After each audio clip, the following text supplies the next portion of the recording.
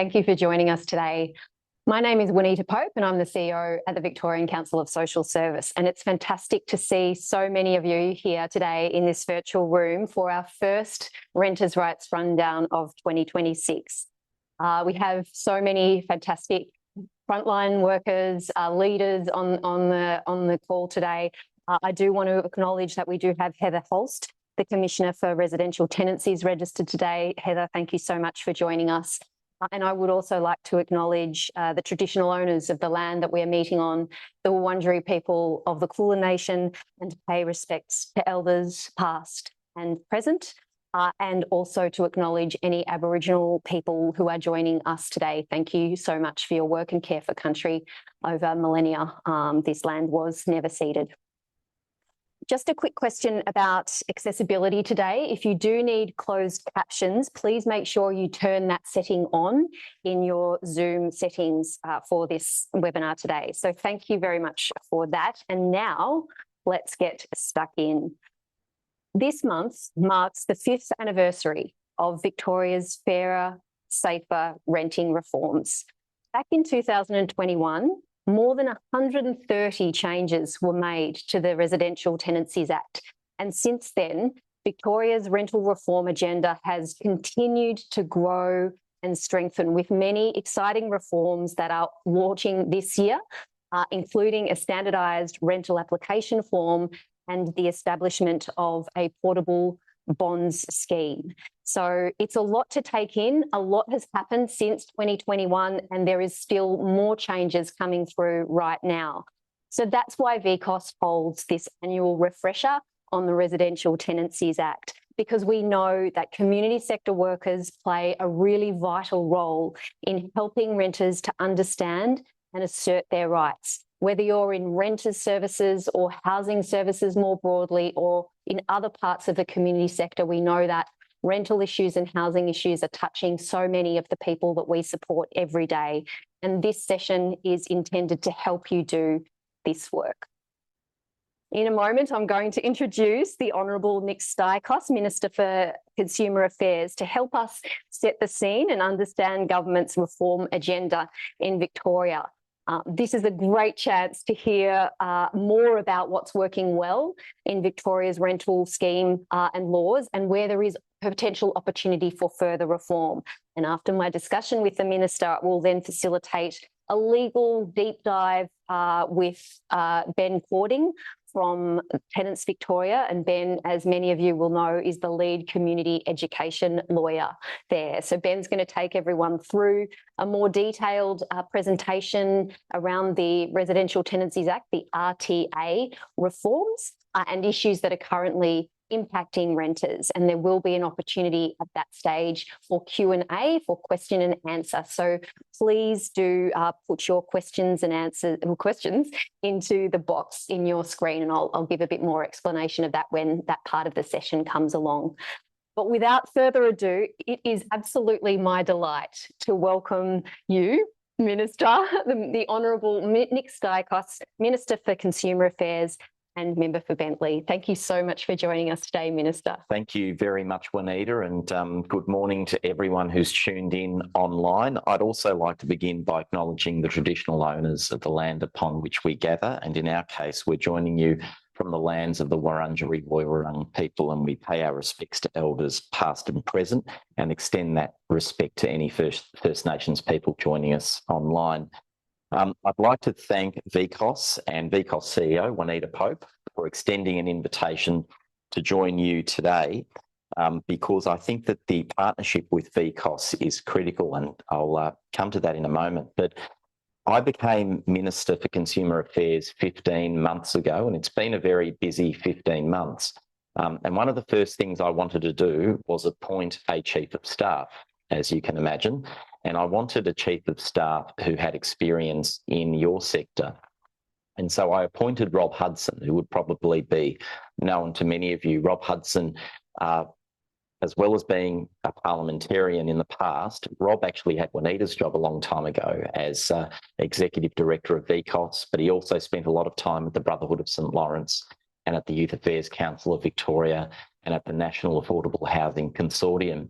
And the reason why I wanted someone with that experience in my office is because, A, I see the consumer affairs portfolio as overwhelmingly being a housing portfolio, and B, I was very, very keen to strengthen the partnership with the community sector, including all of you, because it's one thing for the Parliament to pass 130 reforms. It's now at 150, by the way, but we want people in the private rental market, in the community housing sector, to also be able to understand their rights and assert their rights. And that's why we need this important partnership with the community sector. And on that note, recently I announced a new Victorian rental rights program. And essentially what that means is we will be doubling the funding for renter rights services in Victoria, which means we will be able to assist double the amount of Victorians who we've been assisting in the past. And I just want to go through each of the 4 services that will provide. Firstly, the Renter Rights Service, which will offer local access to advice, support and advocacy for renters across the state. Secondly, the Victoria Renter Helpline, which will be a new, easily accessible central phone line and website featuring support and advice based on renters' personal circumstances, and will also manage referrals to other programs. Thirdly, the Renter Central Service, which will support frontline workers with advice services, community worker outreach and professional development, as well as specialist legal support for complex issues and community education and support for multicultural communities. But fourthly, we will also be funding the Older Persons Housing Rights Service. And I was very keen on carving out a specific service for older renters, because I've spent all of last year visiting not just retirement villages. I was very familiar with retirement villages as a member for Bentley, because we have a lot of retirement villages in my electorate, but I'd never been to a residential park. And residential parks are very different places to retirement villages. The socioeconomic profile of a resident in a residential park is very different to a resident in a retirement village. Most residents of residential parks live on government pensions, so that is a key difference. They're land lease communities, and we need more protections for those residents. And Heather Holst, our Commissioner for Residential Tenancies and Retirement Villages, is online today.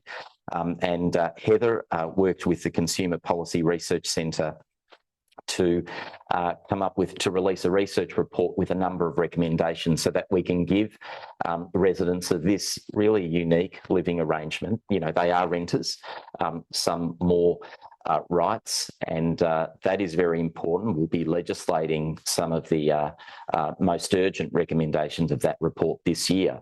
But when I was visiting a lot of our residential parks, and you know, I've probably visited about a dozen of them, what residents were asking me for was a specific support service for older Victorians. And so that's what this will be. It will be available to Victorians over 55 who are in the private rental market, and it will also be available to Victorians who are residents of residential parks and retirement villages.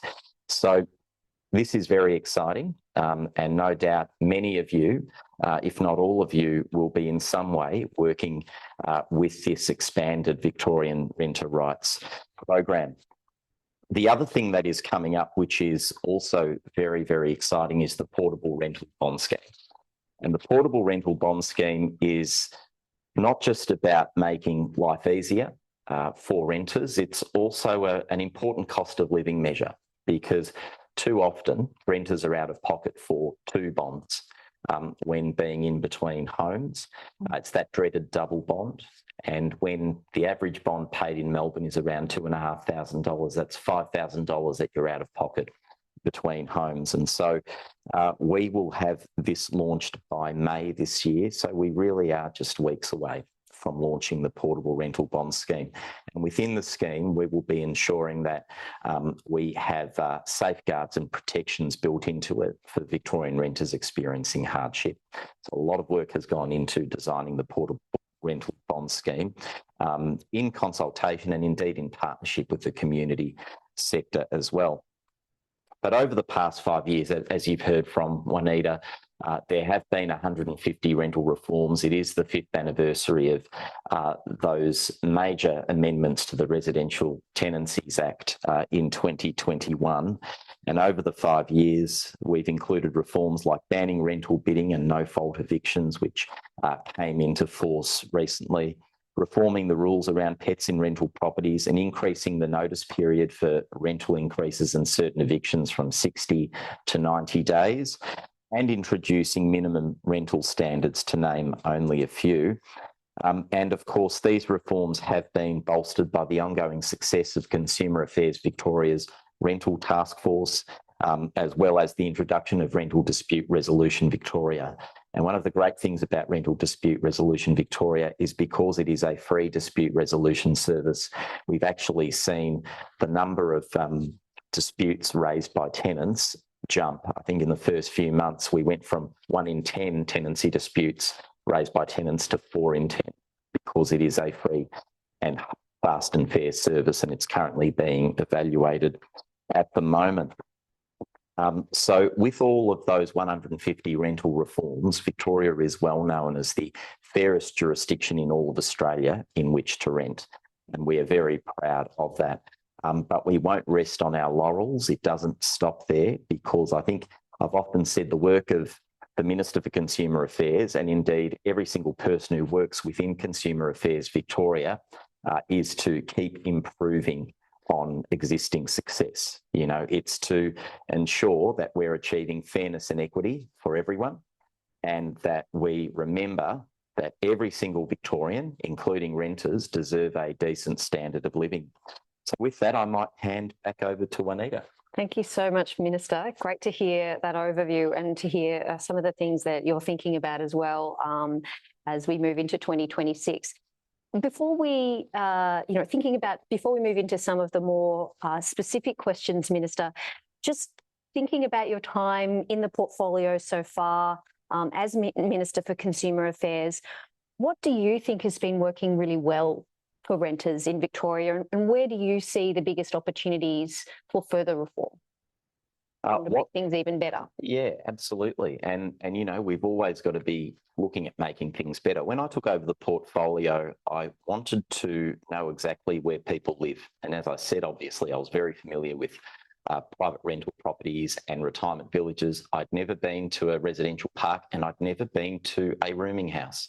So I have been on the road, and I've been visiting, you know, different places where people live, different living arrangements that people have. I wanted to be very, very familiar with where people live, because there has to be constant reform, because circumstances change, life changes. And I think in consumer affairs, you've got to be dynamic and agile and respond to changing circumstances as well. So what I think has worked well is that we have firstly recognised that a lot of Victorians are renters. Nearly a third of Victorians are now renters. And so it's very important to firstly, you know, acknowledge that renters are not second-class citizens, that they deserve a decent standard of living. And that's what our government has done. And then after that, you've got to match that rhetoric, shall we say, with action. And that's why these 150 renting reforms have been very, very important.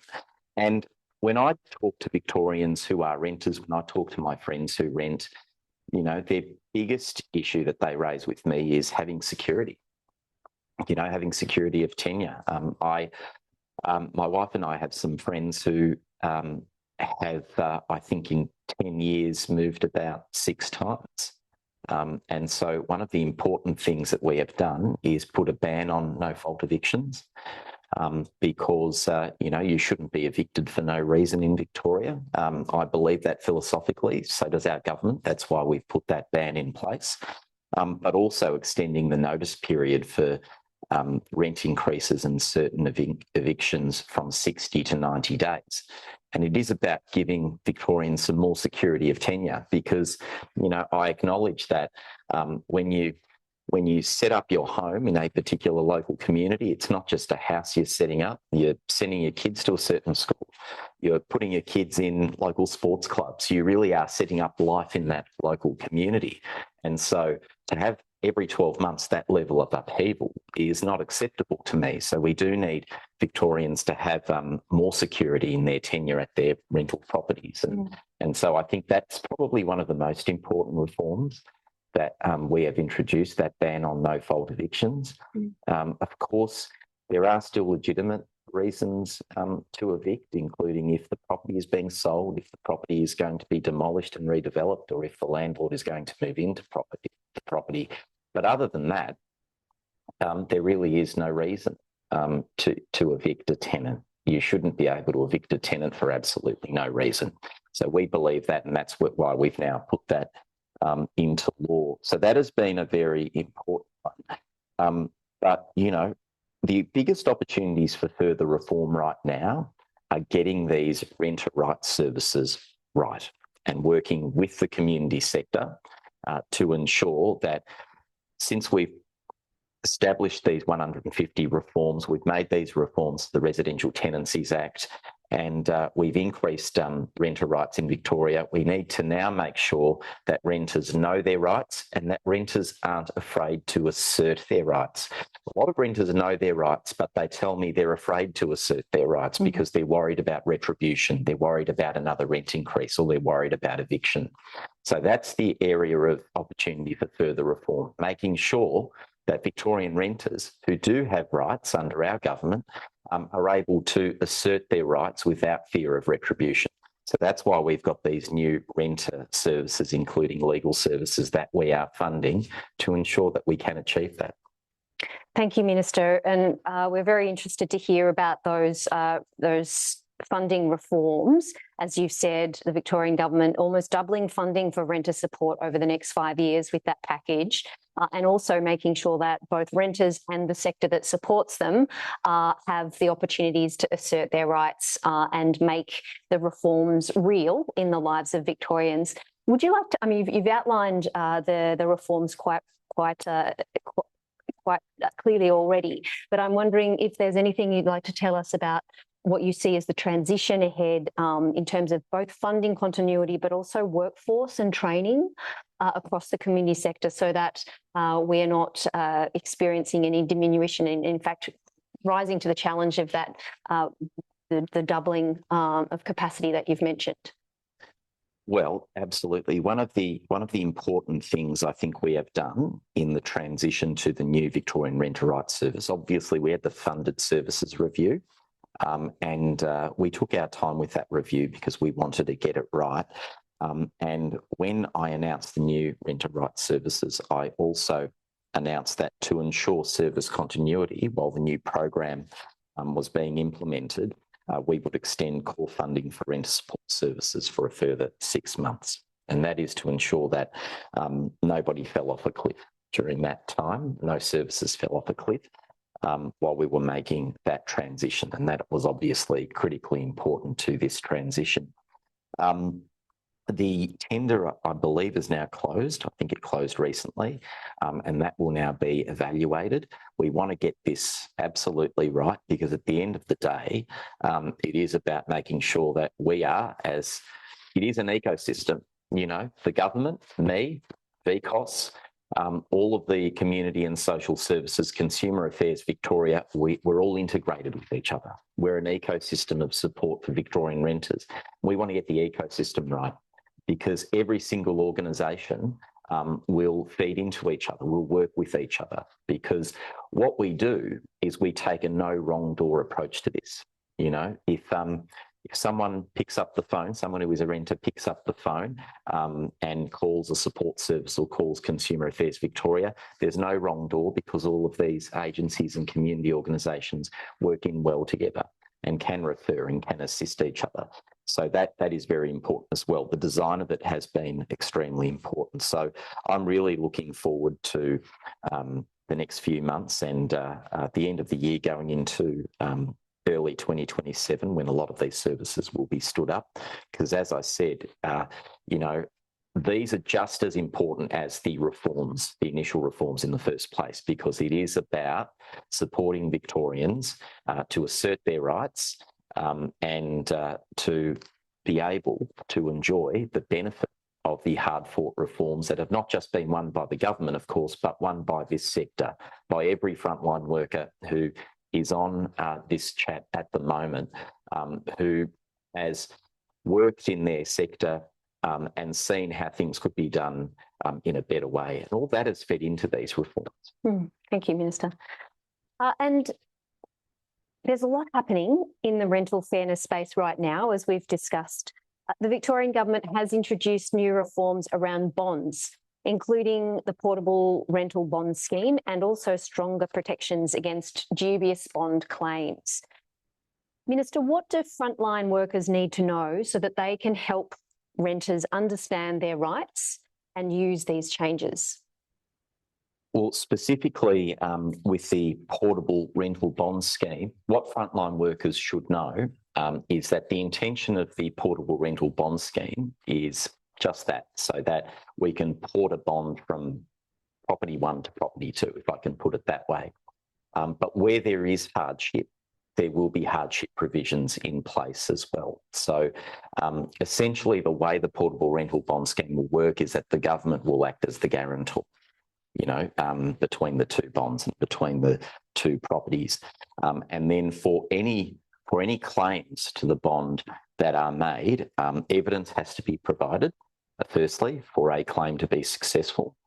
And secondly, any debt that then arises as a result of a successful claim on bond number 1, if I can put it that way, it will then be a matter for the next 8 weeks after that claim has been made for the renter to either pay back the part of the bond that is owing or to enter into a payment plan. And that is the important thing. Nobody's going to be left in the lurch. My department will work with people who experience hardship. That's going to be very, very important, how we deal with that. And the government will be dealing with hardship compassionately in this new scheme. Thank you. Now, we know that rental housing has become unaffordable for a lot of ordinary working people, and many low-income households are missing out altogether or facing discrimination as renters when they apply for a new property. We've heard strong calls for a fair rent increase formula, like the one that exists in the ACT currently, and better protections against discrimination when people apply for a rental. Can you talk about some of the work that's underway, Minister, and how these changes could make renting safer and fairer? The first thing I'd say is that various studies I've seen and various analyses show that Melbourne is the mainland capital city in which it is most affordable to rent. And again, we're not going to rest on our laurels there because it should be more affordable. Absolutely. And we shouldn't tolerate any unfair rent increases either. So one of the reforms that we have made is around rental reviews. We've expanded the range of factors that can be considered as part of a rent review, including the scale of the rent increase. But, I mentioned earlier that often renters don't want to assert their rights, don't want to raise repair issues, for instance, because they're concerned about an unfair rent increase as retribution, and I've also ensured that as part of the expansion of factors that can be considered for rent reviews, that we have in there the question: well, has this tenant raised a repair claim in the last however many months? That's part of that's one of the factors that will be considered as part of a rent review to provide a little bit of protection to renters, to give renters a bit of confidence to, raise rent reviews if they feel that they have been given an unfair rent increase. The other thing I'd say is it is easier than it ever has been to raise a rent review because you can do that through Rental Dispute Resolution Victoria, and that is free. You can actually raise a rent review and have it considered by RDRV for free. So we've put that protection in place as well.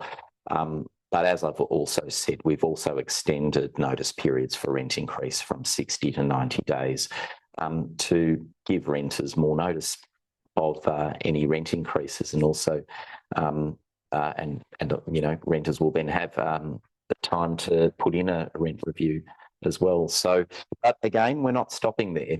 This work rolls on. and we will continue to make renting as fair as we possibly can in Victoria. We want to remain the fairest place in Australia in which to rent, and that means that there will be further reform, and reform starts at the grassroots. So I think we've got over 200 frontline workers joining us online today, and we also have a Commissioner for Residential Tenancies, Dr. Heather Holst, who has joined us online. I want to hear ideas from people on the front line for further reform. I genuinely do. My door's always open to anybody with lived experience or with experience assisting Victorian renters to provide those ideas to me, because I am the one who can implement them.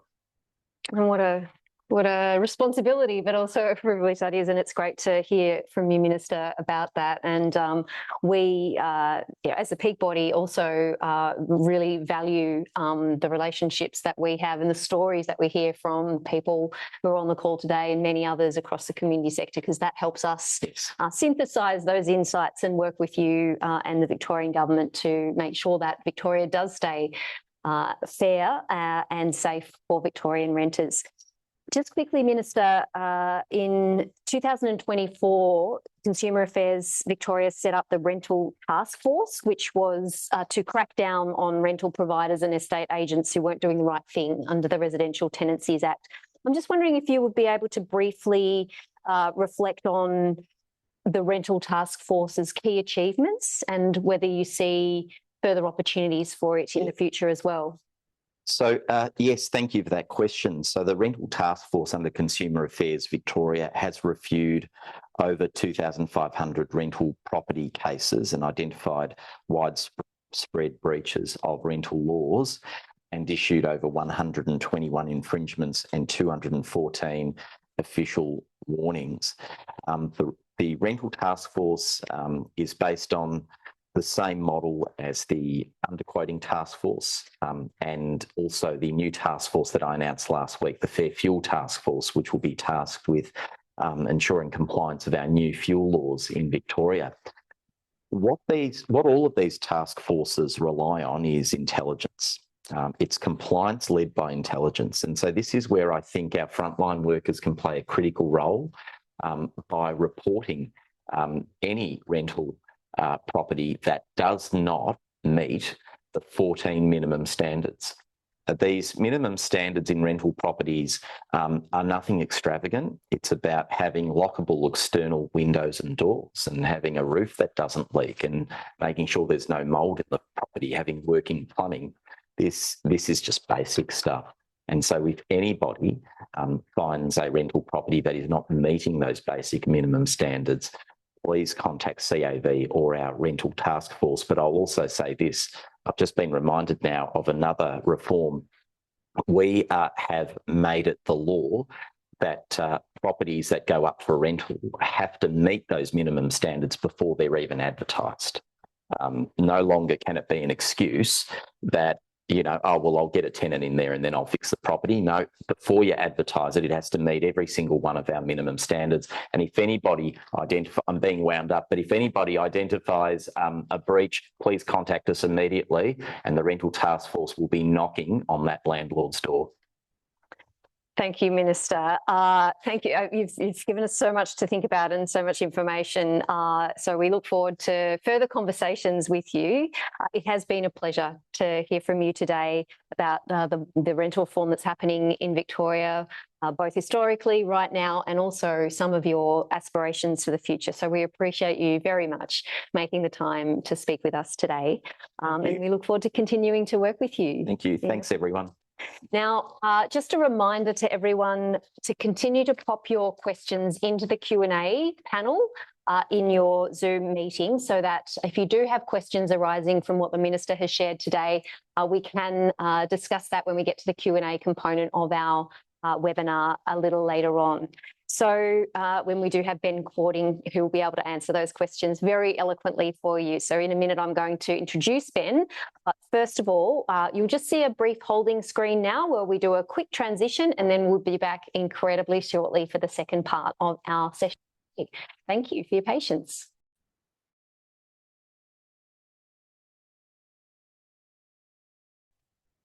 And we're back.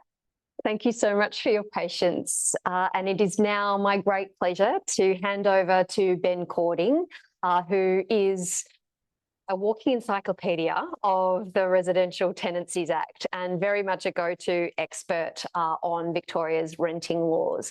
Ben is the senior lawyer, as I mentioned earlier, at Tenants Victoria, and somewhat of a renters' rights rundown icon. I'll have you know, Ben. So Ben will present for about 30 minutes and then we will be opening up to audience Q&A. So as I said earlier, please do populate the Q&A box with your questions and we will get to that part after Ben has presented. Please, just in relation to any questions that you do pop into that panel, please ensure that your questions don't identify a specific client or a case. And now, without further ado, thank you so much again, Ben, for joining us and welcome. We look forward to hearing from you. Thanks, Juanita. Really appreciate being here. I'll share our slides. You'll get a copy of these. So we may or may not get through them all, so we'll stick to time. I've got someone excellent keeping time for me. And hopefully this will be useful for you. Again, I really want to thank everyone for the work that you do. It is really, really hard to sit with people when they're in their place of grief. Housing is one of the things that can be the most destabilising for people, and it's wonderful to hear the Minister really talking about how serious he is about, and the whole of Consumer Affairs, in really responding and recognising what we are seeing as, you know, a housing crisis, but really that's a crisis of safety for people, and that's really so important for the work that you do, and how difficult it is for frontline workers seeing a system that really isn't bringing all that it can be. And so that's what we're all called to do. And most of all, thank you for the incredible work that you do in sitting with people in that space. Just bear with me and I'll share this here and we'll get the slideshow going. Okay. We're good. You can just see the slides? Yep. Beautiful. All right. So first of all, as well, I want to acknowledge First Nations people, elders, past and present. Want to celebrate the amazing work that I've had with many mob about what it means for home and how that's really insightful in terms of the work that we all have and the wisdom that First Nations people hold. We want to acknowledge their connection with culture and community. Our offices are also located on Wurundjeri Waiwurrung country, and we want to acknowledge that sovereignty was never ceded. We look forward to continuing to work for justice for First Nations people in home, and what that looks like for the future and what that looks like in terms of our broader community. So if you don't know Tenants Victoria, we are a community legal centre. We are free, so that's good. But more importantly, and certainly with the Minister's announcement, is that we are a funded service to support you. So if someone comes in with a housing issue related to the housing laws, it might be community housing, it might be policy, it might be a caravan park or a residential village, you can contact us as much as you like. So you can book a half-an-hour appointment. When you get the slides, the link is there. You can find it on our homepage, Tenants Victoria. And yeah, we really want to try and help you do the work that you need to do. We know that the housing is about families, it's about home, it's about, you know, where's my pension? You know, what happens when my pension isn't cutting my rent? And that's one of the really big concerns, I think, for a lot of people. We know a lot of people, their superannuation is gone from COVID. And so there are really difficult questions around what do people do in that sort of space. So we are seeing a lot of older persons actually deciding to go back to share housing, which I think, you know, I'm naturally very introverted. I have a family and I'm very blessed in that way. But a lot of people would have preferred to live on their own, but simply out of a lack of affordability, we're now seeing 70 and 80-year-olds going back and, you know, doing the share house thing. So we really need to make sure that people understand those laws, because there can be risks with living with people we don't know. And many of the clients, you know, you might be like, well, I've got my young children. Is this person safe to live with? What happens if we have a fight? And there are still some gaps. And it's, again, great to hear the Minister talking around, we want to hear those stories. They are so powerful. That's what goes into Parliament. If you give a minister a story and it goes into Parliament, that is the basis of where so many of the laws and some of the laws that I'll talk about today come from. Unfortunately, Simon Scarf, he died as a result of a fire, and one of the issues was the smoke alarms. And so now we have it for every tenancy that you have to have a smoke alarm. It's got to be checked every 12 months. For cord blinds, Lincoln's Law, Unfortunately, a young boy got the cord blind, caught around his neck, and passed away. So we really want to make sure that we connect that these things, which sound very legal and jargony, and feel free to ask in the questions if I use any jargon, that they're real lives and they're the people that you're working with. So Tenants Victoria, we're a free service. We've been around since 1974. We had our 50-year anniversary, and we will continue to be around for a very long time. I wish that we weren't needed, but we clearly are. And we know that more and more people, as the Minister again said, they need to be confident to be able to use their rights, because we know that for a very long time, people have been dreadfully, why would I raise the oven when everything else is falling apart? I don't need the extra stress in my life. But we are seeing positive change. We are seeing people being more willing to use the system and feeling safer to get that oven fixed, get that heater fixed. We've got winter coming around soon, so if your heater's broken, now's the time to get onto it. And they're the sort of things we want to talk about. So what we'll look at, just some practical tips, the new Residential Dispute Resolution Service, so RDRV, and that's sort of part of VCAT. That's probably a little bit of a confusing side for people, but it's a starting point. It's part of VCAT, but it's free. It's really accessible for people to be able to contact and just get that extra support to communicate. A lot of disputes are because people don't know their rights, but also because they're struggling to communicate. We want to make sure that all the real estate agents are being ethical, they're doing the right thing, and if you're not a good agent, that you lose your license, you're not operating anymore. You know, that's the seriousness with which I think the Minister is approaching this, and that's really welcome. Again, there's lots of great landlords out there, lots of great real estate agents out there. We're really trying to make sure that it is a fair system, and we continue to get laws that reflect a housing system that is fair for everyone. I recently learned about what's called the inverse care law. I don't know, Juanita, have you heard of the inverse care law? No.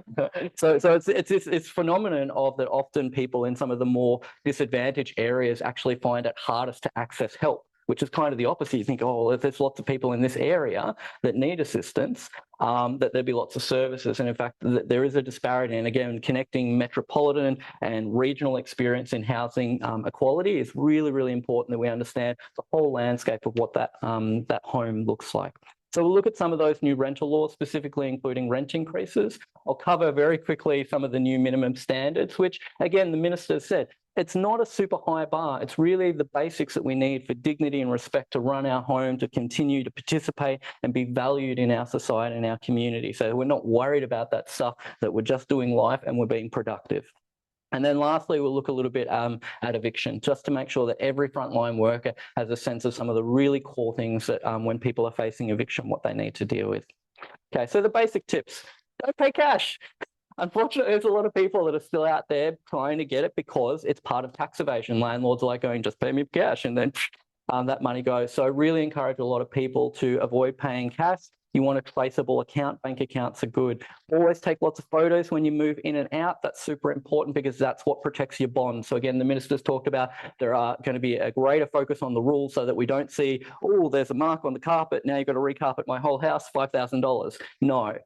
So there are going to be rules to make sure they've got to provide things like, you know, the receipts when the carpet was last laid, so that we get rid of all those bogus claims and that people just acknowledge and say, yes, this happened. I've got kids, you know, kids are kids, and I acknowledge there's some damage, and I'm going to give you a reasonable price for that, and then try to resolve these disputes. It's all about us trying to reduce the amount of stress on renters and also for landlords as well, to make sure that the system is predictable and clear.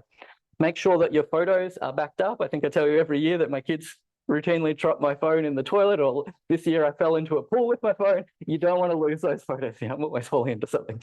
And then when we're communicating, we know most people don't like going to VCAT, and that's what we've seen the RDRV come around, is people go, oh, it's a formal process, I don't feel comfortable. RDRV, which we'll talk about, is really about jumping on the phone, and someone else will help communicate. In fact, you may not even need to talk to the landlord directly. And you as a frontline worker could actually go to RDRV as a support person. You could ask, can I be telephoned in just to hear, to make sure we know what's going on, to support your clients. Not everyone loves and goes, it's not really my role to go to VCAT. But in fact, you may learn an awful lot if you also support people going through RDRV. And it seems very much what the Minister's talking about as well. It is a whole of system approach. So we try to be the good person in the dispute where we can. Some people go, oh, you haven't fixed my oven, I'm not paying your rent. In fact, what you can do is you can pay your money into what's called the rent special account. So the RSA, not responsible service of alcohol. And that allows you to say, well, the landlord's not getting any money, until you actually VCAT satisfied the repairs have been done or that they will be done. And then lastly, just watch out for scams, because we know that it's, you know, sometimes a bit too good to be true, but you're really desperate and the temptation is there. And even very, very smart people do that, and they often feel guilty. And as soon as you know that's happened, contact us, contact Consumer Affairs, contact the police, and act as quickly as you can. The portable bond scheme is something that will hopefully reduce the windows for people in terms of scams and that need and desperation. Another change for the Residential Tenancy Bond Authority, which is where everyone gives their bond, is that you can now ask the agent so you can give the money directly to the bond authority. So that should also reduce the risk of scams. So win-win. So when we talk about our rights, as the Minister said, we really want to give people and empower people, the agency, for them to make the choice. You can be very aggressive. We know that most people want to be pretty assertive, but they don't want to rock the boat. And so you can say, look, I'll give you a week. It's really up to you. But the core thing is that you know what you can do if you need to. So try to negotiate locally between yourselves, and if you're supporting a client, you can try and help them do that as well. And if it doesn't work out there, you can go to the RDRV, and we'll talk about what areas that they cover. And then lastly, if no one can reach any agreement, it's all gone really bad, VCAT is still there. VCAT is very affordable for many of the clients. It'll be a fee waiver, so that means it'll be free. It won't cost any money. If you do need to pay an application fee, it's about $74.10. After that, there's no, you have to pay the other side's lawyer fees or anything like that. So it's incredibly accessible for them. And most of the decision makers, they're referred to as members, they know that people haven't been there before and they will walk through. So it's a very informal process, one that we hope is accessible.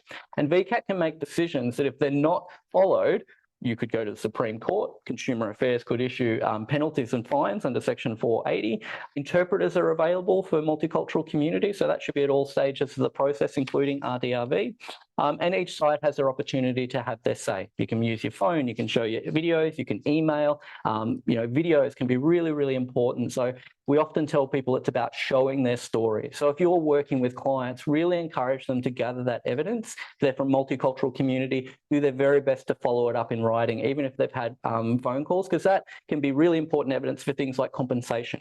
So you can make a claim for up to 6 years from the time of the issue. A lot of people feel safer to claim compensation after they've moved out. So it's a good thing to have in your pocket as well. So if my kids have, you know, made a big mess on the carpet, but I haven't had an oven for 8 months and I said, please fix it. Well, we can actually go, well, you leave the carpet alone, I leave the oven alone, everyone walks away. And so some people might want to do it that way. The important thing with a lot of these issues is to make sure you do get advice. So the RDRV is very helpful at people communicating, but they can't necessarily give you legal advice. So I'd encourage you, contact Tenants Victoria as much as you can.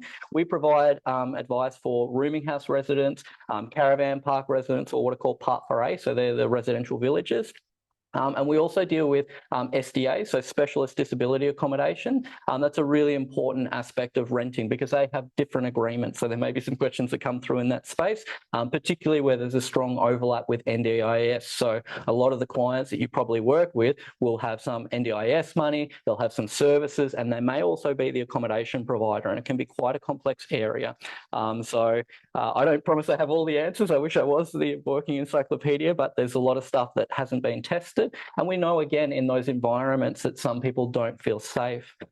You may come across really clients with really high-level complex needs. For people that haven't heard of the MACNI program, which is a funded service that can review some of the other support services to get around that person if everything's sort of really coming unstuck. So it's MACNI. If you Google that, you should be able to find the relevant policies. So back to VCAT. At VCAT, most of the hearings are very, very quick. There are some hearings that have to be listed within certain times. So an urgent repair hearing, for example, has to be listed in 2 days. A non-urgent repair process has to be listed within 7 days. And family violence applications, which might be about someone getting themselves off the lease or removing the person that's using violence off the agreement, that can be done within 3 days. So it's very, very quick. And there's also a support worker at VCAT that supports people through family violence, and there's lots of multilingual resources. So this is what an old urgent repair application would look like. Now, renters don't even need to do this. So if we look at the RDRV, this started in the middle of last year. It's a really effective communication that I contact the RDRV and say, hey, look, this oven's not working, or I've got a client, I'm calling, here's their details, they've given me permission. I need you to start. And they'll go, okay, they'll grab the details, or you can fill it in online. There's an online portal that'll help you start the process. And they will actually go to the landlord and say, look, I've been contacted by the renter.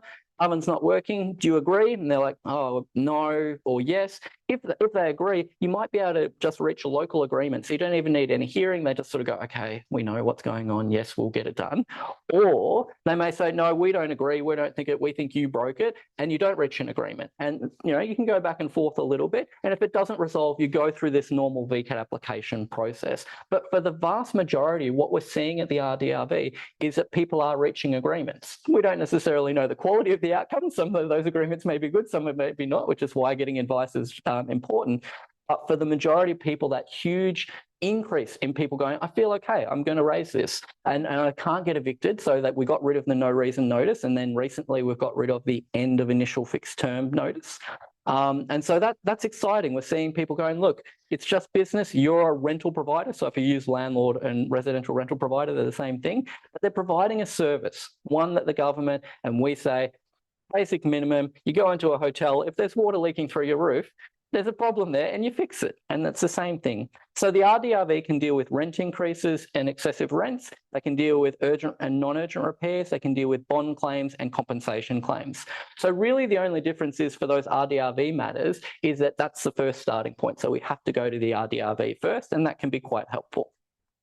What I will tell people is that with rent increases, it's still important that renters go through the formal processes. So it's great to negotiate, but you need a rental assessment report, which you can get for free from Consumer Affairs. They will come out to the property and they'll have a look around, and then they'll make a recommendation about whether or not it's excessive. And we'll look at that in a moment. So we really encourage you as a frontline worker, just make people aware of the RDV, going, oh, you got a rental issue, repairs, or you want some comp, or they're claiming comp against you, jump onto RDRV. It's a really great place to start. So they can provide some information, but again, they probably can't provide the advice. And so look at it as an opportunity for mediation, for exchanging and talking. But if that doesn't resolve, it's totally fine if it goes through VCAT. People can't be put on any tenancy databases. They can't be asked about any questions. And that's actually one of the other really exciting changes, which I think the Minister has mentioned in passing as well, is that from the 31st of March, all rental applications for property, so it doesn't apply to rooming housing and caravan parks, but all rental properties have to now be, and the application has to be taken in a prescribed form. So prescribed just means it's regulated and saying you've got to use this one. You can't make up your own. And so that means we're really reducing the amount of information that real estate agents can be asking and taking for people. So for single mums, for parents, for couples, whatever the situation might be, we're trying to limit the information and just say, look, this is an essential service. Housing is an absolute essential service. You pay rent, you look after house, you should be in there, with a chance to get that house. That's the market we're looking for. And the same thing with rental bidding. We saw that rental bidding has been banned for quite a long time, since 2021, but the recent change for rental bidding has been that they've stopped the agents and landlords from accepting offers. Because in the market, the way it is, half my friends that get houses go, I'll give you extra money, and they're like, oh yeah, we'll take you. And so there's no offence for the landlords to take that offer from the renter. We know that renters were driving it because the market was so harsh. Whereas now, it's an offence for them to actually take the higher offer. So always make sure that you take a copy of the ad. So with the RDRV, if you don't reach the agreement, it's totally fine. If you do reach an agreement at the RDRV, what you can do is get consent orders. A bit jargony. Consent orders means it's as if it's an order from the tribunal. So it's the same as if you went through all the formal hearing, and it's enforceable.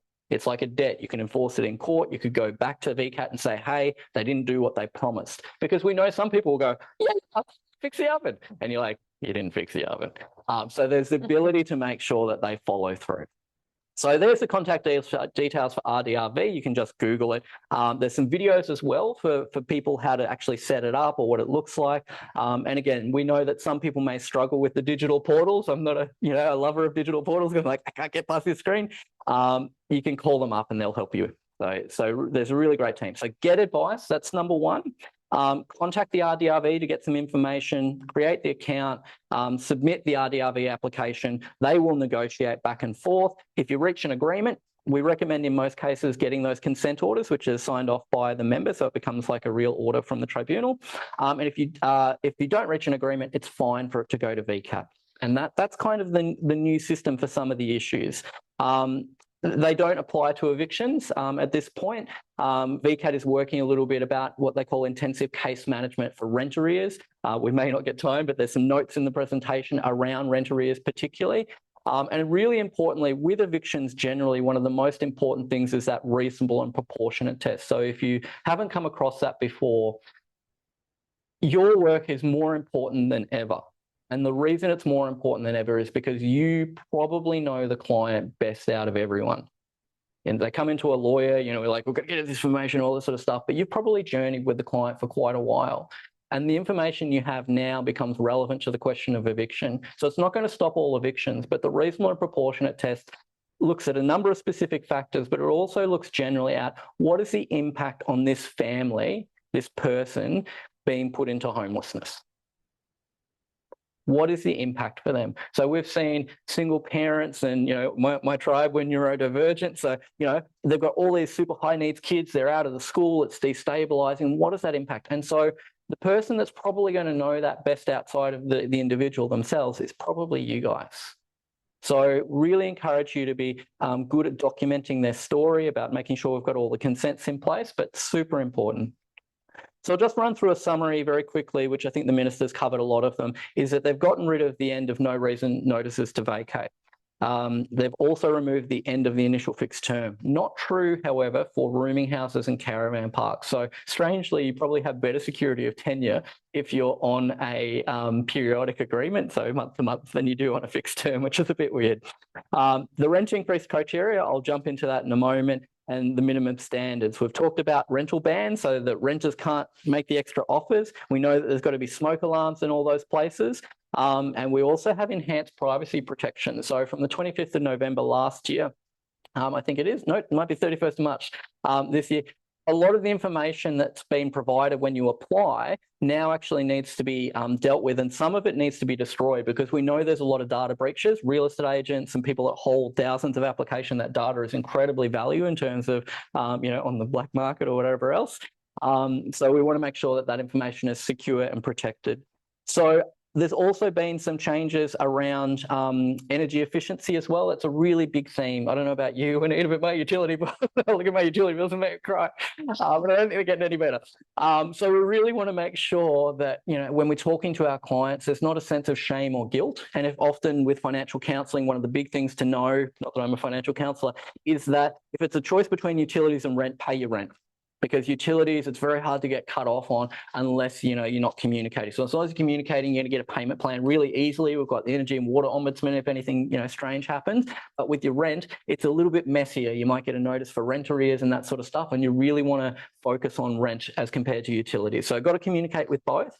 But just in the choice that a lot of people that you're going to be working with, a lot of your friends, my friends, are going, wow, I've never had to go on a payment plan before. It's fine. That's just, you know, we often say the cost of living crisis. I like to rephrase it as the cost of being alive. Like, you know, these are just to keep the essentials on. So anyway, we've got changes to the Estate Agent Act so that a lot of people that do the rentals often go, oh, well, I'll just go to another real estate agent. There's no consequences for them. So over the next few years, we're going to actually see increasing emphasis on the proper conduct of the people that deal with the rentals to make sure that, you know, they're not just jumping between agencies and continuing to be working poor standards. Interestingly, for minimum standards, community housing now has its own set of standards. So it's actually been pulled out just to, I think, give a bit of a balance for the community housing industry as well. And also, we're going to see, again, transition for heating in rooming houses. So that came in on the 1st of December. So if you're living in a rooming house, your room should have either its own duct coming in for the heat or its own actual fixed heating, not just a, you know, oil heater that's going to give you, you know, massive utility bills and the like. Other laws that are coming into effect. So this is one of the major ones about the rental application. So it's a little bit small here, but you can look at it. It's available on Consumer Affairs Victoria website now. This is the only information that they can ask. So renters might be able to give extra information if they want, but they can't ask about pets. They can ask about if number of occupants. So one of the other big tensions for a lot of people in terms of housing affordability, and I get from a lot of communities, is going, how many people can I have in this house? Because people are just like, well, you know, we can't afford it unless we're all together. And so that's a really interesting question around the balance between discrimination and some of the features that might be attributed to that, and actually making sure that everyone has got housing accessibility. So really excited to see that. I think that that's a paradigm jump. We're yet to see how industry responds to this in terms of whether or not they come up with some other, oh no, we're not taking applications, we're just doing expressions of interest. But we want to see a fair game. And put it this way, I think based on what the minister's told us, if we don't see a fair game, you can expect some regulation coming after them, which is good. That's exciting. All right, so I'll run through that form. In terms of the rent increases, that's really, really important. So I'll jump to that in a sec. With the industry, there's a lot of what we call prop tech, which is like, these third-party platforms that, you've got to sign up and pay using your rent using this particular app. They have now all been banned from charging fees. So that's also a really exciting shift to see again how industry responds to that. So they can't charge for bank checks, tenant correct, and also you can't be charged for making an application too. So the new application makes it really clear that renters can't be charged for the applications. Residential rental parks, there's been some major litigation in the Supreme Court or VCAT into the Supreme Court around what are called deferred management fees. So as the minister said, people living in these residential villages are often charged huge amounts of money when they exit, sometimes called deferred management fees. Now they have to disclose very specifically how much it will really cost that population when they're going in and when they're coming out. So that's exciting. That's a privacy framework. So they've got to destroy some of your information. If you're not successful in the application, you can give them permission to keep it for 6 months if you're going to keep on applying, for properties because you haven't found someone.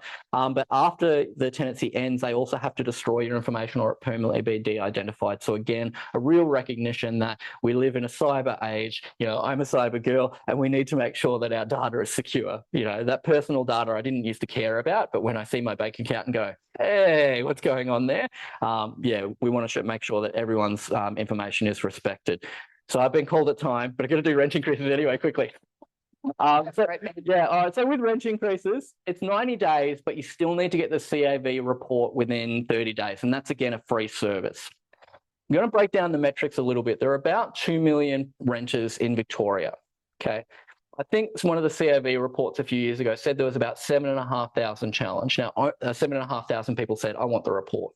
Only a very small portion of those people came back and the rent report said it's actually excessive. So this is a self-justifying market. And this is one of the most important things to encourage renters to do the challenge. So we have now that the government has introduced two things. And it's one's been with us for a while, which is that the rent increase for most rent increases has to state the method of how the landlord decided the rent was going to go up, which is great because they might say CPI and you go, all right, well, that's pretty easy. Or it might be, I looked at the state renting index or something along those lines. VCAT recently made a decision called the SAID, which says that it doesn't have to be any particular method. It just has to be one that's calculable. So it's unfortunately a bit more of a checkbox at this point. But from the 31st of March with the rent increases, they now have a much longer list, and that includes specifically the all group CPI change. So I put the link in there, it's a statistic, but it essentially is saying that one of the things that's considered is CPI. Now, CPI has fluxed massively at some points, but sitting around 3% now. Oh, goodness knows what the future is going to look like, but it's only a factor. So it's really important that we don't have a fairness formula in the sense that it's mechanical and limited. It's still unlimited, but it is a very helpful factor. One of the other factors, which is a little bit subtle when rents go up, is the proposed rent compared to your current rent. And I don't actually think that gets enough attention from people to just go, well, it's a big jump. We see a lot of people that, the mum and dad landlord might have owned the property and they've passed away and the kids inherit the house and go, whoa, we could charge a lot more. And if I'm an old pensioner, they're like, I just had a, 12% or a 50% increase, like, some crazy range. So we really want to make sure that renters make the best of this opportunity. It's the first time the government in all of my time, 20 plus years, has really taken this seriously. And it's because the housing crisis is real. You know that, I know that. It's not going away anytime soon. But what we do have is a government willing to look at that balance between landlords and investment market and making sure everyone has an affordable home. So I'll park it there because I'm probably getting a bit on my hobby horse. And as the Minister said, they can also take into account if the renters applied for repairs and there's outstanding repairs or there's been any infringements issued as well. So that's really exciting. I think that, rent control, rent caps, the things that everyone sort of balks at, and it's, considered to be really politically controversial. And it's hard. It's hard to get the system right. And we know that supply is absolutely at the core of it. We know that, preserving, Australia's economy is important, but we don't want the poor to be riding that hardship alone. That's probably the most critical thing, is that we should all shoulder this fairly. That's, I think, what I heard from the Minister. Juanita, did you hear that? I heard that too. Definitely, Ben. And, we might get some questions as well on rent increases. It is really and very timely with those new controls coming in on the 31st of March. Of the 31st of March, yes. So we thank you so much, Ben. As always, it's a pleasure to have you with us, and thank you for walking us through the Residential Tenancies Act. We could not have asked for a better guide. I'm sure you'll agree. It is, as you've said, so important that renters can assert their rights and understand the system, and that frontline workers who are on the call today understand how to do that for your clients. But also it might be something that is relevant to you more broadly. So hopefully in many ways this has been really useful information. So thank you again, Ben, to help us understand how to respond when renting issues show up in our work. So we are now moving to the Q&A component of today's session, and there's still time to put your questions into the Q&A box in the Zoom meeting chat function. So I have got we've got a few questions, Ben, that are coming through, but please, as I say, keep them coming. The first question I've got for you, Ben, is about RDRV, the dispute resolution service that you mentioned and the Minister mentioned at length as well, which is a really exciting new, what would you say, a new part of the system. Yep. Are social housing renters in scope for RDRV? Yeah. So pretty much if you're covered by the Residential Tenancy Act, the RDRV is going to be available for you. And again, it's probably a really interesting space because we know for a long time that VCAT traditionally can't deal with a lot of policy issues, things like rental rebate. Now, whether the RDRV will allow that space or more communication, we're yet to see. We don't actually have operational guidelines for exactly how RDRV should not behave, what they will and will not do. But what we know is that they're to try and solve problems. They're there to try and help communication. And so with things like rental rebates in social and public housing, we want to make sure that, those issues are raised because it does affect the VCAT decision as well, like how much rent arrears do you have? What's your payment plan? So I would imagine that there's definitely availability for the RDRV in that space, certainly with anything in the Act and possibly even outside of the Act as well to facilitate people having those communications that are sometimes around really complicated issues around, was this person living with you or is there family violence going on? So that's one of the things that we really want to see from RDRV is just that balance of sensibility to make sure that, people are feeling safe there as well. Yep. And that they're identifying, going, okay, there is family violence here. This might be better for the member because we know there are special laws around that. The member being the member. The person that's kind of like the judge. And so again, very, very informal, but we want to make sure that we're picking up all of those issues. So many of you, I'm pretty sure all of you will have done MARAM training, and we want to make sure that everyone's connecting the dots of going, hey, there's this legal framework, there's family violence or even personal violence going on. And it's important to remember as well with the definition of family violence, it's anyone that's like family. Quite a broad definition. Should capture things, it might be kinship or it might be just someone that you've lived with for a really long time as a housemate. So we want to make sure that a lot of the tensions in the household are also captured. But RDRV, really, we're just looking for making sure that people are aware of it, they're communicating and that they feel safe to contact them and say, hey, this is what's going on. And they're like, right, I will help you. I will help you get that message across. And the benefit of using RDRV is that it's capturing that communication from someone that's independent. So what that means is that if, the RDRV officer goes, yeah, the other side was really, really prickly, very difficult to deal with. I don't exactly know what it's communicated at the back end, but that tells you something. That's why we try to be the good person in a dispute. If you're trying to get to the resolve it, what we don't want to see at RDRV is people compromising and going, oh, well, okay, I'll do it. If that's what you're off, I'll accept it. So we don't want to see people getting a raw deal. And that's the importance of getting the independent advice first. Yeah. So pair your RDRV engagement with some advice from an independent source. One goes with the other. One goes with the other. Yeah. Can I ask you as well about notices to vacate? When does a notice to vacate become legally binding? All right, this is probably one of the most important things that we didn't cut to. In the notes, there's some stuff about the notices to vacate and eviction. The number one thing for you to know as a frontline worker is with a notice to vacate, that's the first document that a landlord has to give a renter when they want them to go. It will have a thing called a termination date. It looks very critical and fatal, going, oh my goodness, the termination date. And a lot of renters read it and go, I have to be out by the 1st of December. That's my termination date. If you don't move out by that date, nothing happens. You continue to stay there. And that's probably a really important message for you as a worker. If you see a notice to vacate, book an appointment and have a call with us and we can work through that issue. So the lawyers often are looking through and going, is this technically valid? Has it done all the right things? Has it given you the exact right number of days? For all of the no-fault notices, so the landlord selling, demolition, landlord moving in, there are now documentary requirements. This has been with us since 2021, where they have to actually provide supporting evidence or a statutory declaration. And if they don't meet that criteria, it'll be invalid, which means that it's of no effect. They can't kick you out using that. It's kind of like Willy Wonka and your golden ticket. No golden ticket, no chocolate factory. And so we really want to make sure people look at it from the technical point of view. But as I said, the validity of it doesn't mean that a renter's going to get kicked out. So as I said, with the reasonable and proportionate test, they will look at the narrative of what will happen if this person gets evicted and what will happen to the landlord too. So it's a balance.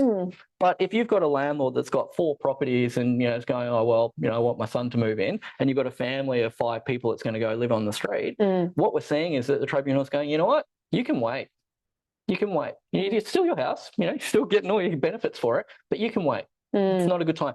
The thing that for many of the clients that get a notice to vacate that's really important is that they do show that they've made effort to find other properties and go, I've made 30 applications and haven't got anywhere. So really, really important that we prepare people well. And so that's something that ultimately the only entity that can decide whether or not someone should be evicted is VCAT. Either the renter chooses to go or VCAT says, it's time to go. And in most cases, they can usually get up to an extra 30 days as well.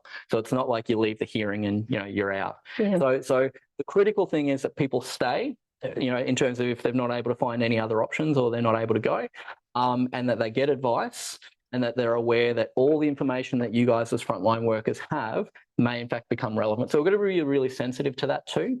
There's powers for VCAT under the VCAT Act and also the Open Courts Act to anonymise things as well. So I might have a pretty significant background of trauma, which is relevant to say this is what's going to happen if I'm out living rough, but it actually won't be published or it won't be something that anyone else can find out about. So it's really important as well that we ourselves respect our clients' information. So it's relevant, it goes in, but it's protected from public domain. Yeah. Thanks, Ben. My next question, or the next question that's come through rather, is about Auslan interpreters. Are there Auslan interpreters available at RDRV, Rental Dispute Resolution Victoria? I don't know, but I think so. I would be very surprised if there's not. So whether it's a TTY or other devices, all people in our community absolutely have to have the right to communicate. So it may be that the RDRV resolution coordinator says, how do you want to do this? Do you want to do this in person with an interpreter? Or do you want to, I'll do this over the phone, TTY, and they'll just go back and forth in what they call shuttle mediation. So yeah, absolutely. Yep. Thank you.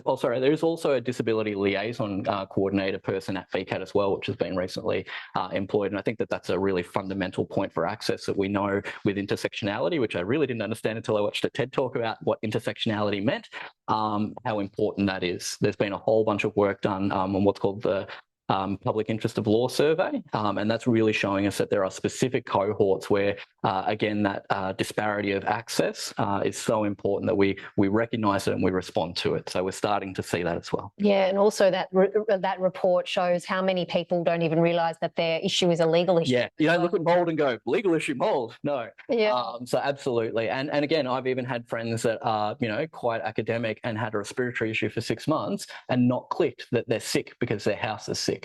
So housing is health. And I think that, again, the government's recognised that if we give people homes, it is vastly more economically efficient for the rest of the system, for the taxpayer, for the landlord, for everyone. So that's the aim. Healthy houses, healthy people, good workforce, productivity. Excellent. Thank you, Ben. And I just have one more question in relation to how to support a renter who is facing abuse or intimidation from a real estate agent or a landlord. Sure. What would you recommend there if workers are experiencing that in? Yeah, it's interesting in terms of even from the support workers, because that's often what we find as well as advocates is sometimes you talk to the agent, you're like, you're even talking to me like this, are you not aware, of the documentation, all the things behind it. Again, one of the great things about RDRV, and again, with a minister that's putting their hand up saying, if you've got people out of line, contact us. So I'd almost encourage people to just go, tell them that you're recording them, record them, and say, I'm recording you, document it, provide it there, and they're licensed. So if someone is out of line, they could be pulled up disciplinary. Lawyers have it done. Real estate agents should have it done too. And so they're the sort of things that we want to see is that people are intelligent with how they're capturing, maybe just do it in writing. So I don't want to communicate with you verbally, only in writing. And again, if you see these tirades of, unjustified or misleading conduct, it could be unprofessional. You can get fines. They can have their license reviewed, that sort of stuff. So that's the ideal. And I think that the challenge really is around how do we get these agents that are just, a law unto themselves out of the shop. And I think that that's the starting point. So definitely start by talking to someone. Like we often have ourselves going, did you have that with that particular person? They seemed a bit out of line. And that can also help corroborate. So again, frontline workers, incredibly powerful force when we talk to each other and we don't second guess ourselves. We don't gaslight ourselves, go, oh, maybe it was just me. That we listen to our gut. I tell most people, listen to your gut. It is an incredibly powerful part of what you know is right. So same with things like mandatory reporting, we all have responsibilities. Like many of you frontline workers, again, all adults have responsibility when a child discloses sexual abuse. You go, hey, it's my responsibility. And we need to treat housing and people that are treating people with a lack of respect or a lack of dignity in the same way of going, it is all our responsibility. Because you probably do know, we don't know where that person's been. We don't know anyone else's story. So if that agent's getting stuck into someone that's causing trigger and trauma, it's never acceptable. No. We don't accept bullying in schools, we don't accept it in the workplace, and we certainly shouldn't be expecting it from agents. And we heard from the Minister as well earlier about some of the reforms that are not targeted so much the service system, but at the real estate industry and, training, mandatory training and other practices to support the industry to upskill in engaging with people who may have trauma, who may have a whole bunch of stuff going on in their lives that is not about, the nuts and bolts of their rental agreement. But yeah, absolutely. I think you're right. Like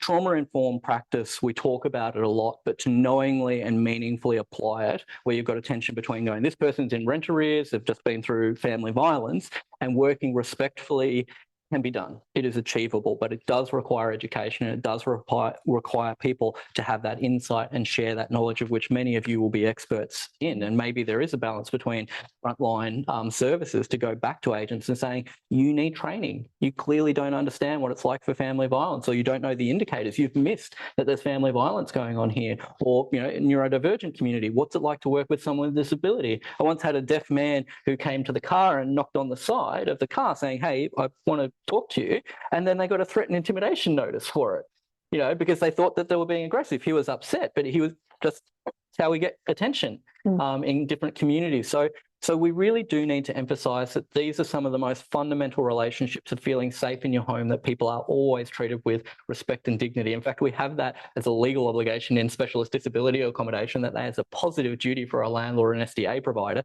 to treat people with respect and dignity. I'd love to see that for everyone. Indeed. The next question is about rental applications. With the new rental application form, can we still use hard copies? We have clients who face digital barriers and won't be able to access online portals. Yeah, look, I think that this is one of the things that we're going to have to wait and then see how industry responds, because already a very real issue is for many renters that have to apply through a third-party prop tech saying we take all the applications and then we forward them, we've shortlisted, and then we give it to the landlord and agent. There's a legal question of what's called agency about, whether they're acting on behalf of, or whether they're providing a service for.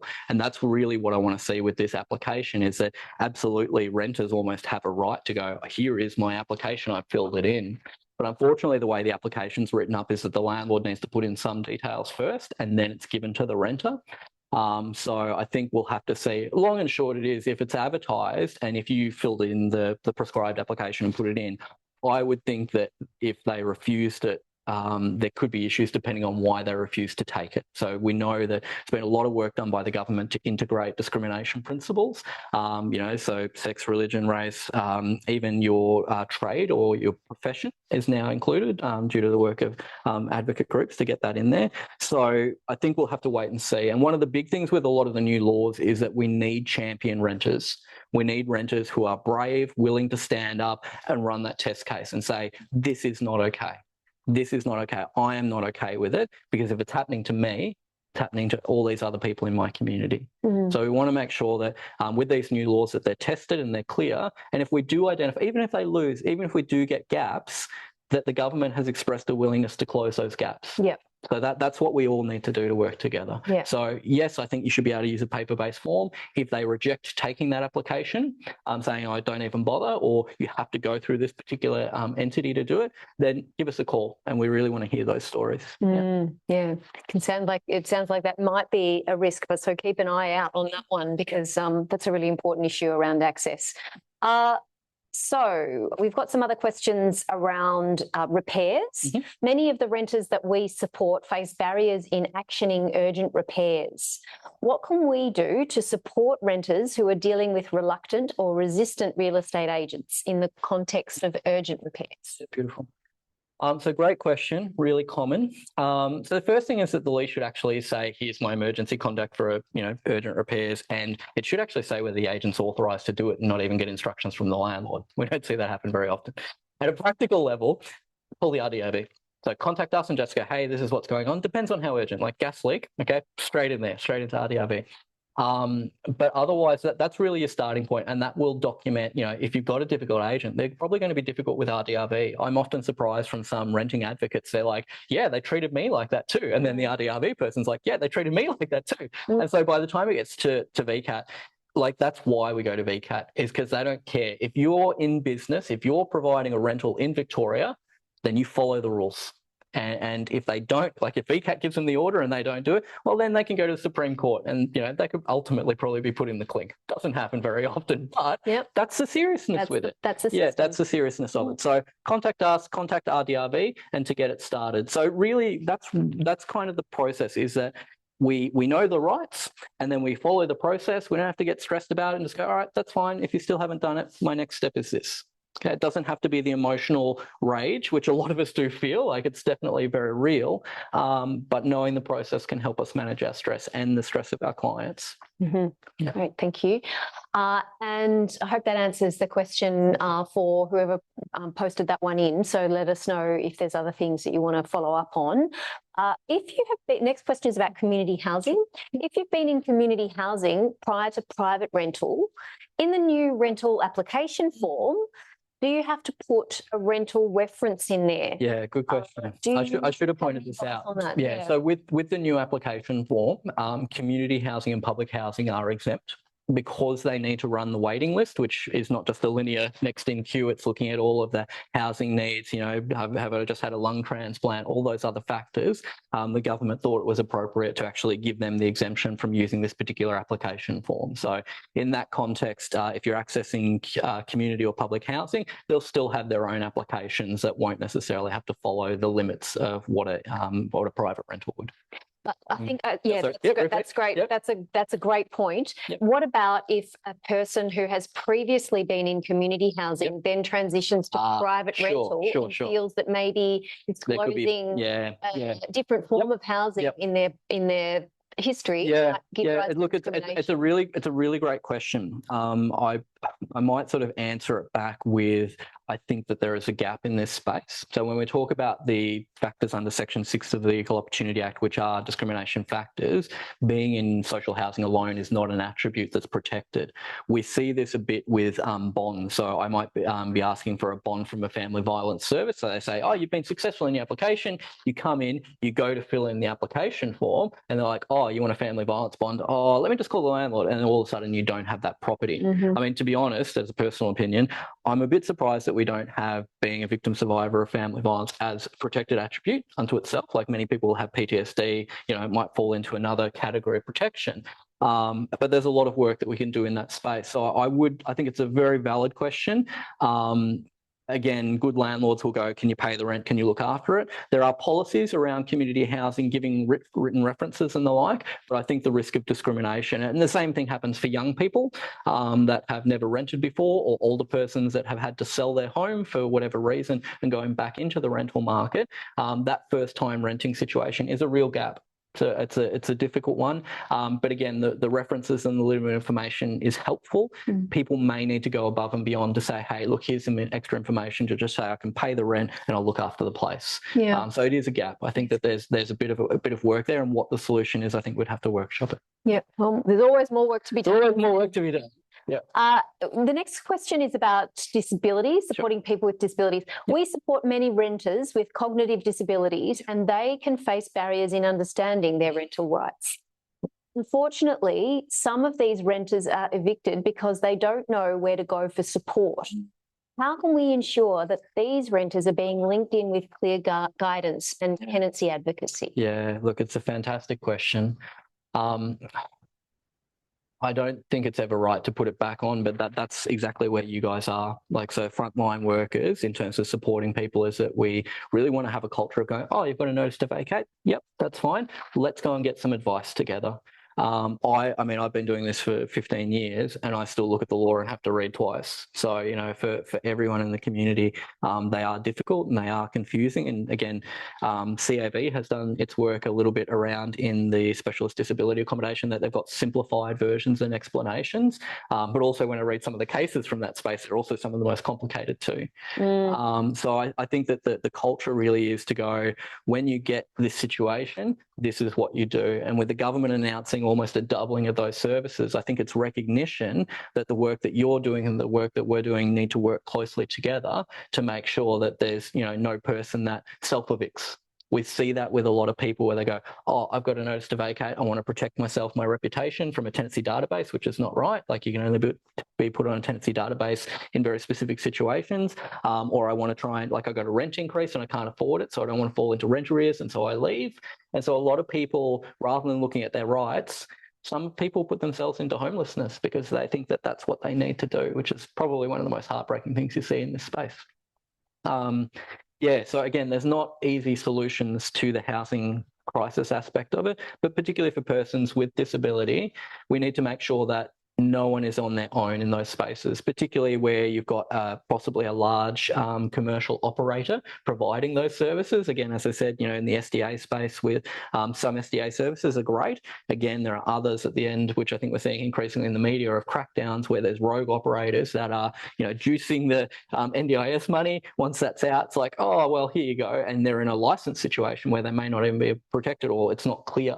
So we really want to make sure that no person is isolated and unable to access us. And again, the RDRV. So really the key is to be able to reach out and feel supported and safe to do that. And again, with getting advice, people don't have to do anything with it. We need to, I think, sort of overcome the idea of getting advice actually obliges you to do anything. But getting advice will help you make a better decision as a starting point. Okay.